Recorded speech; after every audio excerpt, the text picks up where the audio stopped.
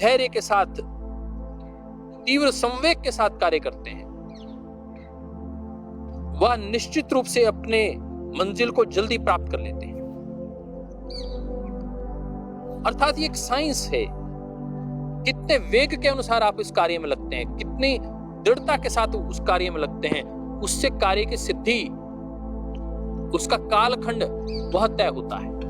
तो मैं कहना चाह रहा हूं कि धैर्य का यदि संबल मिल जाए तो सफलता निश्चित है। और दूसरी बात आती है, वो है वेग की। कितनी वेग के साथ आप उस कार्य में जुड़ते हैं, आप कितनी लगन से उस कार्य में लगते हैं, यह भी एक महत्वपूर्ण तत्व है।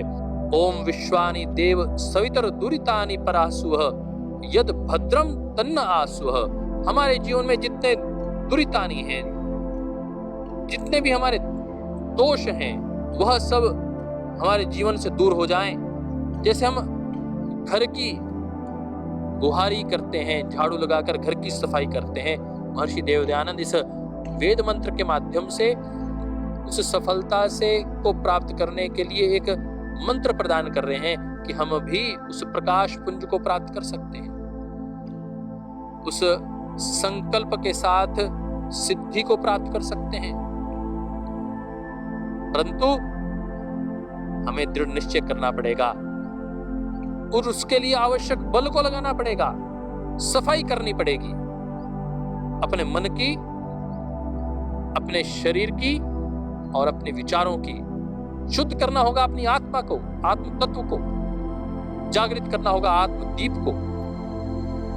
आइए हम अपने अंतःदीप को और अपने आत्मदीप को प्रज्वलित करने का संकल्प लें और एक आदर्श व्यक्तित्व के लिए के दृष्टिकोण से, एक संकल्प सिद्ध योगी के दृष्टिकोण से महर्षि देवदयानंद को उसका उदाहरण मानते हुए उनके जीवन से प्रेरणा लेने का प्रयास करें।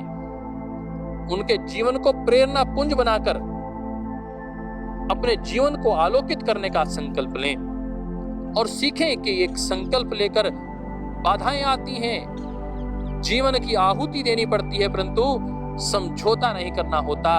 उन बाधाओं के आगे नतमस्तक नहीं होना होता, उन बाधाओं को झेलना होता है, उन बाधाओं को चीरकर आगे बढ़ना होता है। और इसका उदाहरण मैंने कहा महर्षि देवदयानंद, और वर्तमान कालखंड में यदि देखना हो तो परम श्रद्धेय स्वामी जी महाराज, परम श्रद्धेय आचार्य श्री हैं। लाख बाधाएं आई, लाख कष्ट आए, परंतु विचलित नहीं हुए।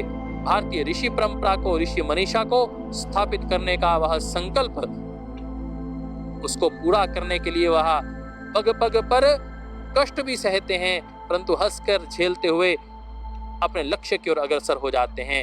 संकल्प से सिद्धि की इस यात्रा को हम भी अपने जीवन में स्वीकार करें।